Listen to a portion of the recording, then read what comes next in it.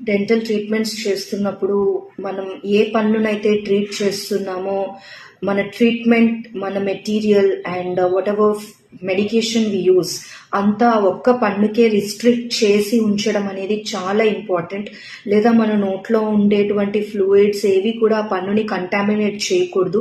అలా ఆ ఒక్క పన్ను పైనే ఫోకస్డ్గా ట్రీట్మెంట్ చేయాలి అని అంటే we should isolate that particular tooth. Isolation అనేది చాలా ఇంపార్టెంట్, ఎందుకంటే మన మౌత్ ఆర్ ఓరల్ క్యావిటీలో అన్ని టీత్ పక్కనే ఉంటాయి. సో మనం ట్రీట్ చేస్తున్నప్పుడు ఆ పర్టికులర్ పన్ను నుంచి పక్క పంటికి ఇన్ఫెక్షన్ అనేది వెళ్ళకూడదు.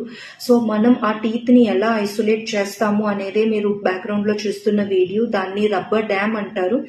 ఈ రబ్బర్ డ్యామ్ పెట్టి ఐసోలేట్ చేయటం వల్ల ఆ పర్టికులర్ పన్ను మాత్రమే మనం ఫోకస్డ్గా ట్రీట్ చేయొచ్చు. So we can give the best treatment to that particular tooth and save the remaining tooth.